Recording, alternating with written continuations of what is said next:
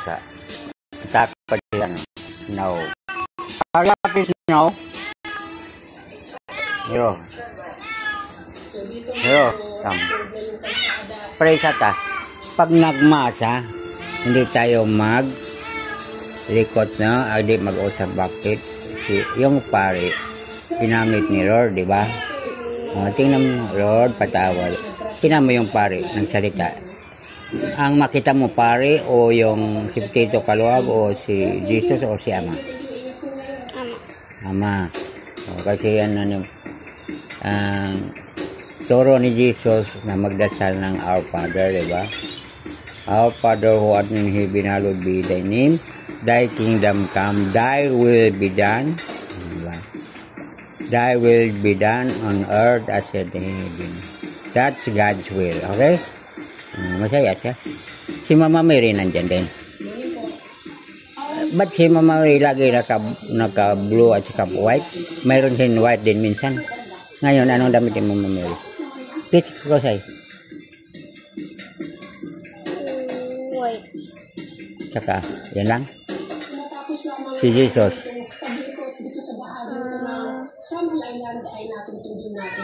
Brown white.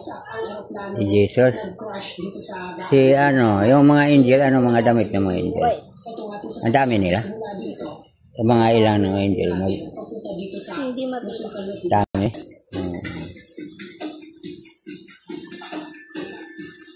Lord, sabi mo, yung namatay na pinsan namin si Victorio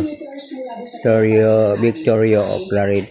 Lord, sabi mo, patawarin mo po si Victorio Oclarit. Siya'y namatay nung isang araw. Anong makikita mo siya? Kasama ni Lord o nandito pa? Kasama na? Ano nakikita? Iba na? Yung dami ng mga pasaherong nasa dito sa bumagsak na aeroplano. Di ang sabi doon sa Bible na 1,000 years pa para tayong natulog bago tayo mabubuhay. Sa ngayon, nakikita mo ba? Ha?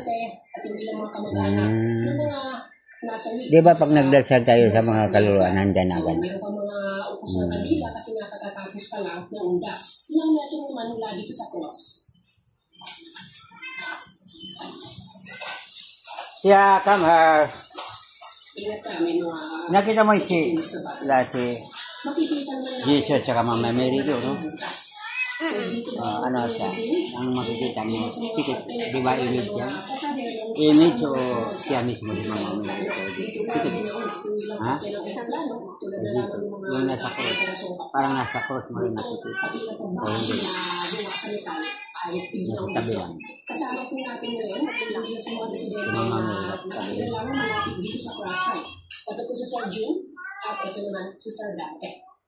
Tinignan ko na, direct po ang mga isa sa mga bukag.